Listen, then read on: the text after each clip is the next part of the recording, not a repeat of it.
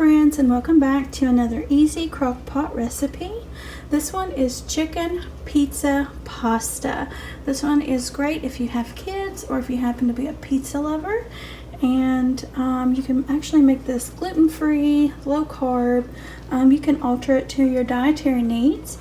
As you know, I am dairy-free, so I'm going to do half of this recipe dairy-free and the other half will be regular for my husband. So to start, you're going to need some chicken breast seasoned with salt and pepper. You'll need however many it is that you're feeding. Usually, one small chicken breast per person. So here I have 2 that's been salted and peppered. Here I have some various veggies. These are some of the ingredients that we like on our pizza. I have some pepperoni, a little bit of onion diced. I have some of these little mini sweet bell peppers, olives, and I have some mushrooms. And then on my husband's side, he likes things a little spicy.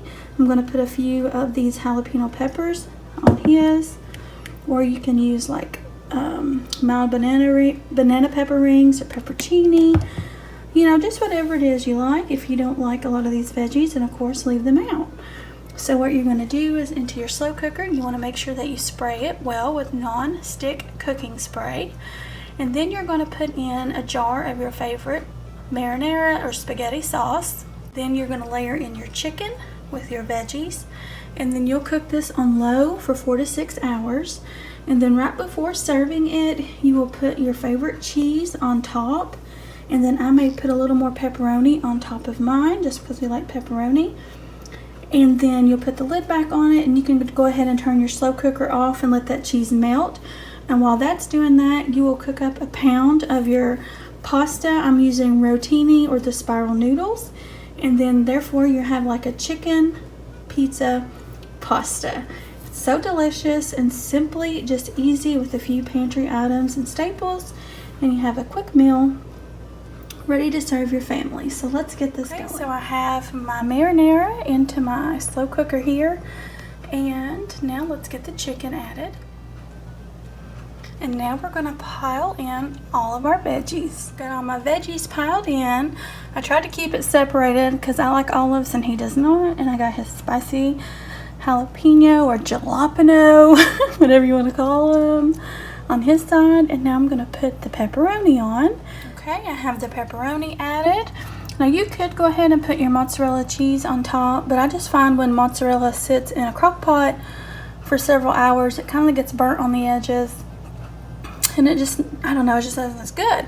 So I like to put it on at the very end. That way you have that fresh, yummy goodness. So I'm going to pop a lid on it, put it on low for 4 to 6 hours.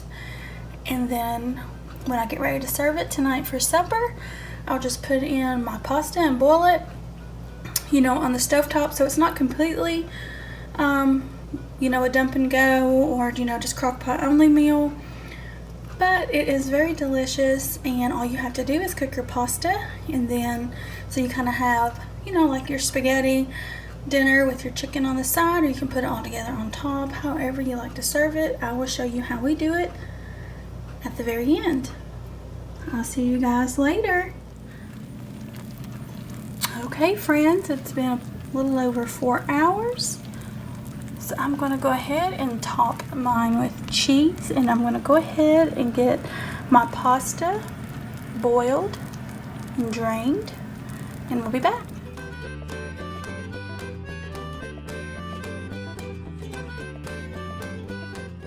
Now that the cheese is all melted, and as you know, dairy-free cheese is very hard to melt, so that's why mine looks like that. I ended up taking the chicken breast out of there, and I added all my pasta in with the sauce. He picked all the olives out for me, and I gave him all of the hot peppers. This was so delicious, and the chicken was so tender and juicy. If you guys try this recipe and enjoy it, and thank you so much for watching.